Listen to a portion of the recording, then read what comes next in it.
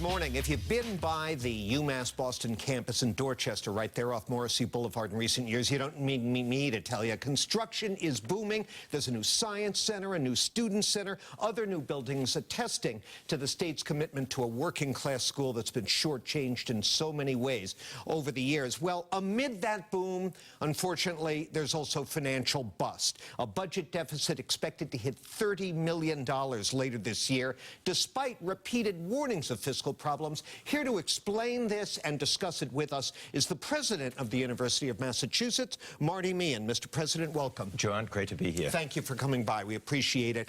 Who screwed up? Well, I think what we have is a temporary deficit. It's really a projected deficit. I instituted quarterly reports at the beginning of this fiscal year. Boston had submitted a budget to the president's office and also was approved by the Board of Trustees that projected a $2 million surplus.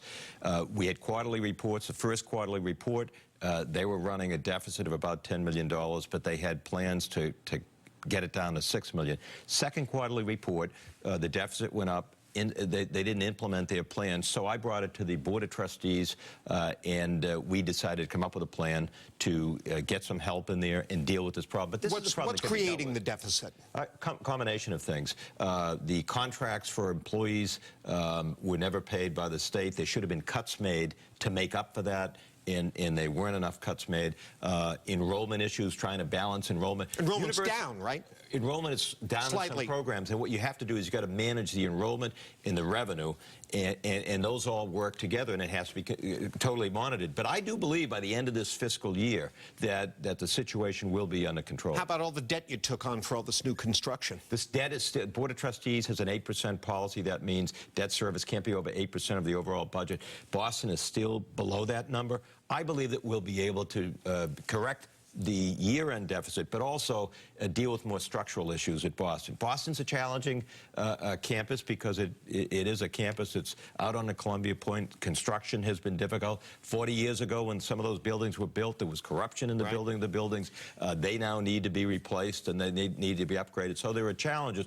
But in the long run, I think we're in pretty good shape. You know, recently, Standards & Poor's, Moody's, Fitch, they all rated UMass, and they gave us really good bond ratings, credit ratings, a AA negative. So the university financial outlook as a whole looks pretty good. Yeah, but you've been moving away from the old UMass Boston model, which, setting aside all these problems that you enumerated, the model of being essentially a commuter school for working-class students, some of them adults, people who work and don't have an opportunity to go full-time. Still a lot of those folks there. But and you discussed this last time you were here. You're moving away from that to a place that now is going to have a $120 million dorm for the first time, and residential students, this kind of world-class university model.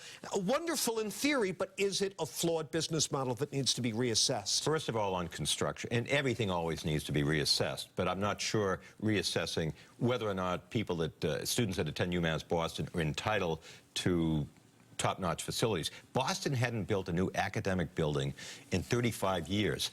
In a technological era, that's unconscionable. They needed a new science building. Boston is a position to create more women and students of color in STEM fields that is sorely needed in this state than any other university in New England. So we need to have the facilities, and if the state doesn't put in the money for the facilities, that doesn't mean we just don't put anything into it. But the debt ratio at Boston is within Board of Trustees policy, and there are adjustments that need to be made. We're making those adjustments now. All right, we're going to continue on this topic in a moment as we continue our conversation with the president of the University of Massachusetts, Marty Meehan. So stay with us.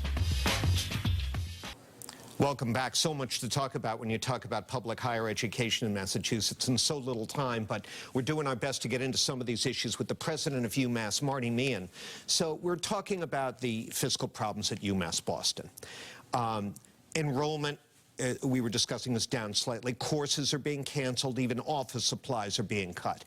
But despite a hiring freeze instituted last November, You've hired, according to the Globe, 29 people since then, including 4 administrators with salaries over $100,000. Earlier last year, the school hired or promoted, according to the Globe again, 10 other top administrators to positions paying between $96,000 and $228,000. What kind of belt-tightening is this? One of the things that I instituted, in addition to asking Barry Mills, the former president at Bowdoin, who Chancellor Motley interviewed, he's in working on this problem to solve it. We also have a national auditing firm that we went through a procurement process to look at all of the books and look at all of these issues to find out where Boston, if they went wrong, where they went wrong, if there need to be corrections, where to make the corrections. So those individual hires are done at the campuses. I mean, I'm not privy to each person that they've hired over there, so I can't comment on that. Well, do you approve or disapprove of these hires? Well, I'd have to see which hires they are. I mean, I read the piece in the Globe, but I sent an auditing firm in to look at all of the finances, all of the hiring, and look at all of the data to make a determination. Are you saying you'd like to rein this in? Oh, of course. Look, universities, I ran UMass Lowell for 8 years. There were times during the course of the recession where I had to lay off people at Lowell. Usually I made sure we laid off non-academic positions. And so any university today has to constantly be looking at where they can cut. Frankly, we want to try to reduce tuition increases so they're within inflation. So we have to constantly be looking about where to cut, looking at academic programs, where enrollment is up, but also where enrollments are down, and what kind of adjustments we can make. Modern universities need to do that, public and private. Our time's running out, but I got to get to this last topic here. 30 years ago, state funding made up 75% of the UMass Boston operating budget. Today, it's less than 30%. You've alluded a couple of times in our conversation to the state. Where do you stand, not just for UMass Boston, but the system in general, in terms of getting what you need from the state financially, and what's the problem?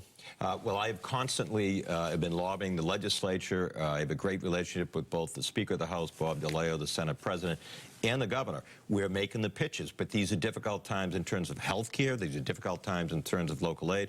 But we continue to want to push. The interesting thing, John, is the cost of a UMass education over the last 30 years, if you factor in inflation, actually hasn't gone up. It's actually stayed the same or slightly gone down. The state used to pay overall, about 88% of the budget 35 years ago. Today, at UMass, it's about 20% of the overall budget. That is a challenge. We see that trend in states across the country. It's one of the reasons why nationally people are saying, put more money into education. We have to lower the debt that students acquire. So that's something I continue to fight for. It's been a challenge, but we're going to continue to fight on that. And I think it's a worthwhile investment, particularly since we graduate students who stay in Massachusetts. We're an innovation economy.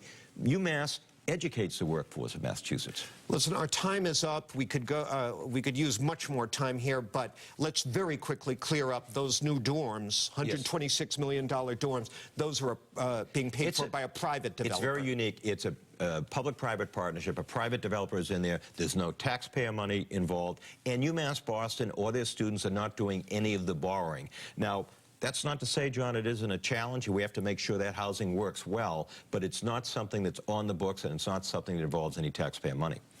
Good luck. Thanks, John. The community needs UMass Boston to succeed. The community does. It's a very important institution. All right. Thank you very much. That's President Marty Meehan of the University of Massachusetts. That's it for me. Now it's over to my colleagues for more WBZ News.